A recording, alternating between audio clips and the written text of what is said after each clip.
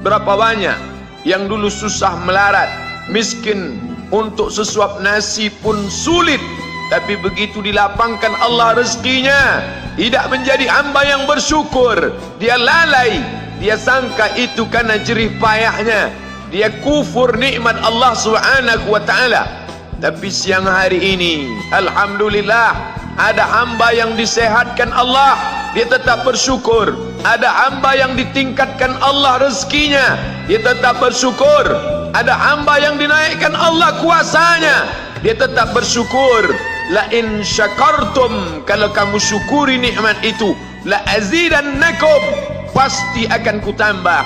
Wala in kafartum, tapi ingat, kalau kamu kufur, kamu ingkar, inna azabi lasyadid, azabku amat sangat hebat, amat sangat dahsyat, amat sangat mengerikan.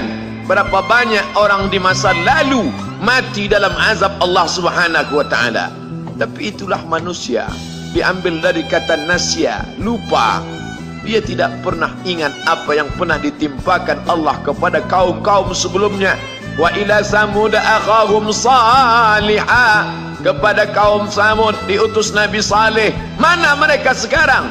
Punah, musnah, tidak ada lagi di atas muka bumi Allah. Wa ila madyana akhahum syuaiba, kepada kaum Madian diutus Nabi Syuaib. Mana mereka sekarang? Punah, musnah, tidak ada jejaknya di atas muka bumi.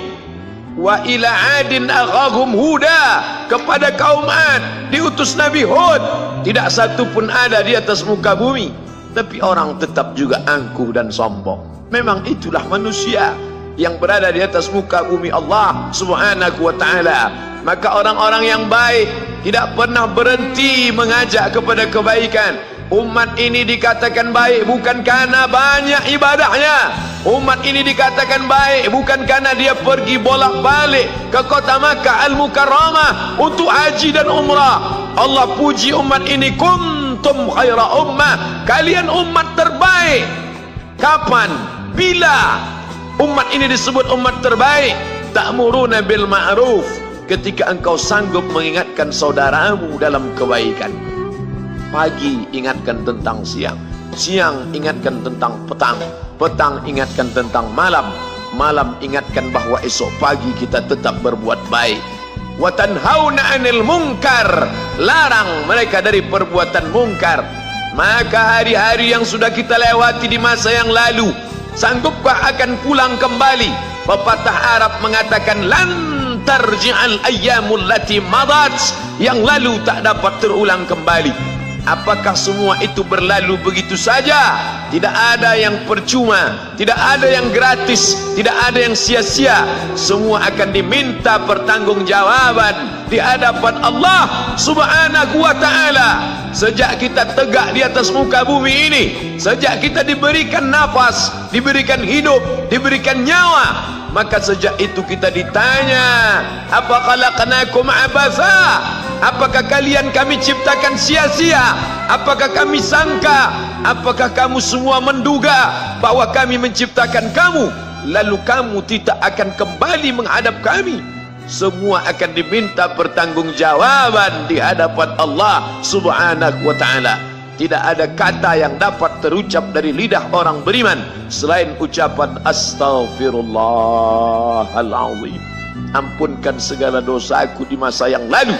Aku lalai dan lupa ya Allah. Kami termasuk orang-orang yang menghilangkan usia kami ya Allah. Kami tak tahu ke mana umur kami selama ini. Berapa jam untuk perbuatan dosa, berapa untuk perbuatan maksiat. Padahal ketika tiba masanya, kami semua akan menghadapmu, dan pada saat itu semua akan dihitung menit demi detik, detik semuanya. Tidak ada yang lepas daripada pengawasan.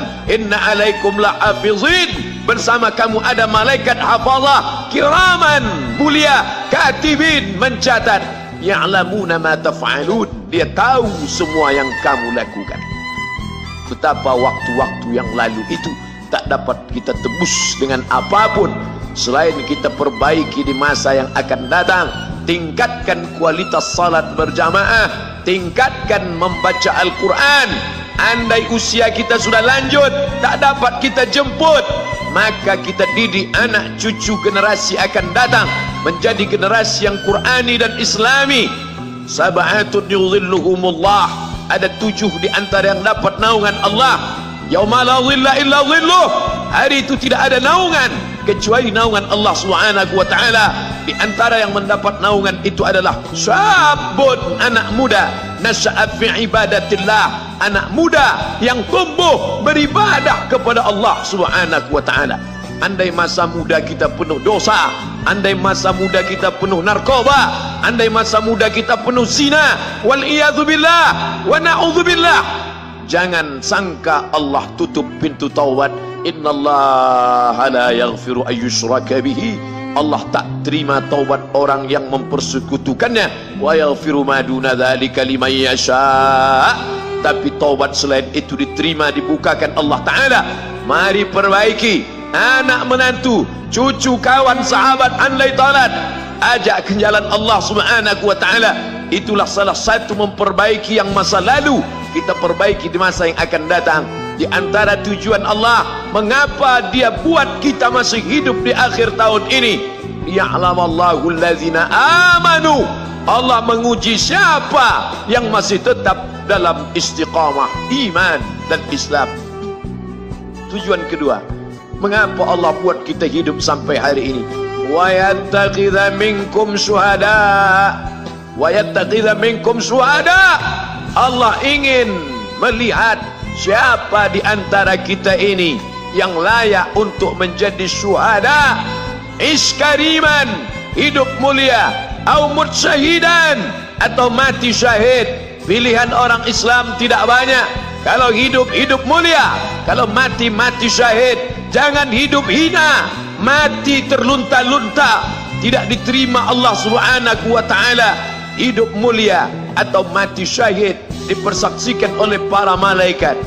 Man kharaja fi talabil ilmi, siapa yang keluar rumah dengan niat menuntut ilmu, fahuwa fi sabilillah, maka dia seperti orang yang berjihad fi sabilillah, yang jauh meninggalkan kampung halaman, menuntut ilmu di perantauan. Jangan kau sangka kau anak yang terbuang, engkau adalah seorang syahid. Andai mati dalam perjalanan, maka matimu adalah seorang yang mati syahid.